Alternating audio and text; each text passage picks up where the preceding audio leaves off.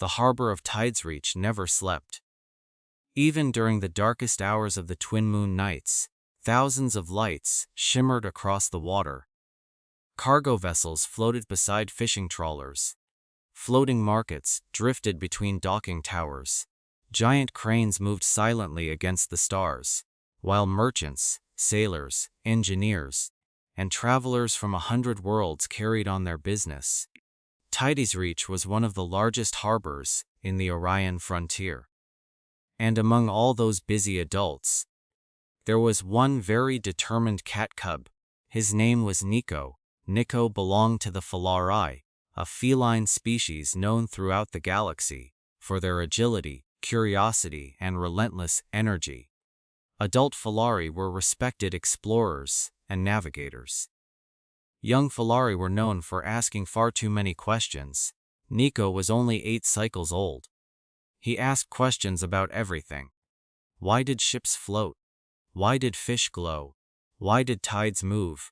Why did the harbor alarms sound twice before storms? Why did humans always smile when they caught fish? That last question fascinated him most. Fishing, the simple act, seemed almost magical. Every evening after school, Niko sat on the edge of Dock 12 and watched an elderly human named Arthur cast his line into the water. Arthur had silver hair, weathered skin, and a face permanently creased by laughter. For nearly a year, Niko watched him. Sometimes Arthur caught fish. Sometimes he caught nothing. Yet somehow the human always looked happy. One evening Niko finally asked, "Why do you keep doing that?" Arthur smiled. "Doing what?" "Fishing." Arthur reeled in his line. "Because I never know what I'll find." "That seems inefficient." Arthur laughed. "Most fun things are." Niko tilted his head. He thought about that for a long moment. Then he asked the question that would change everything. "Can you teach me?" Arthur nearly dropped his fishing rod. "You want to learn?" "Yes." "You realize fishing requires patience?" "Yes." Arthur narrowed his eyes. "Patience for longer than 30 seconds. Niko's ears lowered. "That may be difficult." Arthur burst out laughing, but he agreed. Every afternoon afterward became a lesson. Arthur taught Niko how to tie knots, how to read currents, how to recognize feeding patterns, how to handle fishing equipment safely. Most importantly, he taught him patience. The lessons were not easy. Niko tangled lines, hooks, dropped bait, accidentally cast backward into a fruit stand. Twice. The fruit merchant never forgave him, but Niko kept trying. Weeks passed, then months. Gradually he improved. The harbor community began noticing. People would gather around to watch the tiny Filari proudly holding his fishing rod. Some placed bets on whether he would catch anything. Most guessed no. Yet Niko didn't care. He loved learning, loved the quiet moments, loved sitting beside Arthur while the water stretched endlessly before them. For the first time in his young life, he had discovered something requiring focus instead of speed. It changed him. By the end of the season, he had caught dozens of fish. Small fish, ugly fish. One fish that somehow had 3 mouths, but fish nonetheless. Arthur declared him an official fisherman. Dino celebrated by nearly falling into the harbor. Life was good. Until the day everything changed. The morning began normally. Bright skies, calm water, busy docks, nothing unusual. Arthur and Niko arrived at Dock 12 before sunrise. The harbor was quiet. Most ships were still unloading cargo from overnight arrivals. Perfect fishing conditions.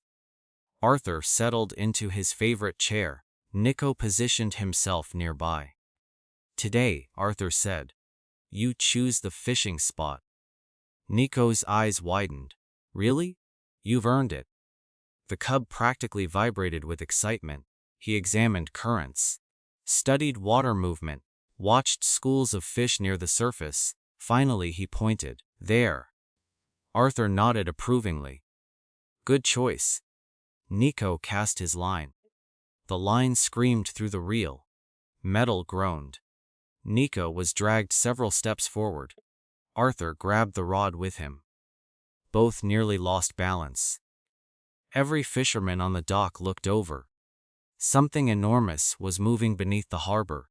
The water churned. A massive shadow appeared. People stopped working. Conversations died. Dock alarms began activating automatically. The shadow kept growing. Arthur's face lost all color. That's not a fish. Niko swallowed. What is it? I have absolutely no idea. The shadow moved again. Harbor water erupted. A gigantic shape emerged from the depths. Screams echoed across the docks. Cargo workers ran. Security teams rushed forward. Ships activated emergency systems. The thing rising from the water looked like a nightmare. Its body resembled a cross between a squid, an eel, and a machine. Bioluminescent markings glowed across metallic-looking skin. Hundreds of eyes opened simultaneously. Tentacles thicker than transport vehicles unfurled toward the sky. The creature towered over the harbor. Niko froze. His fishing line remained connected to one enormous appendage. Entire sections of Tidesreach entered emergency lockdown. Sirens wailed. Defense drones launched. Citizens fled. The creature simply stared, and stared, and stared. Then something strange happened. It blinked. Slowly, confused, almost curious. Arthur noticed first. It isn't attacking security officers. Hesitated. The creature made no aggressive movement, no threatening sounds, no attempt to damage structures. Instead, it examined the tiny hook attached to its appendage. Then it looked directly at Niko. The cub felt every hair on his body stand upright. Thousands of eyes focused on him simultaneously. Yet strangely, he wasn't afraid. The creature didn't seem angry. It seemed puzzled, as though wondering why someone had interrupted its morning. A harbor defense commander arrived. Weapons powered. Evacuate the area immediately. Niko remained still. The creature remained still. Then, to everyone's astonishment, it made a sound. A low series of musical tones echoed across the harbor. Not a roar, not a threat. Music. Scientists later compared it to whale songs.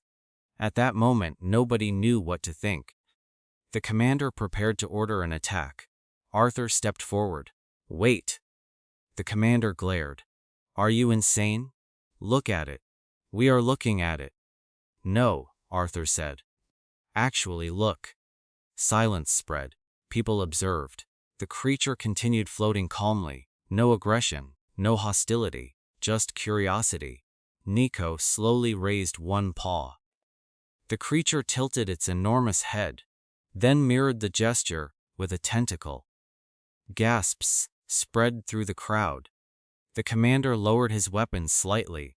Nobody had expected that. Then came the biggest surprise of all. The creature gently tugged the fishing line.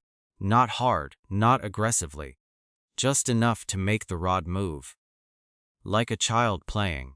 Niko blinked. Then instinctively tugged back. The creature responded immediately. Another gentle tug. The harbor fell silent. A game the gigantic sea monster was playing. For nearly 10 minutes. Nobody moved. The creature and the cat cub exchanged playful tugs through the fishing line.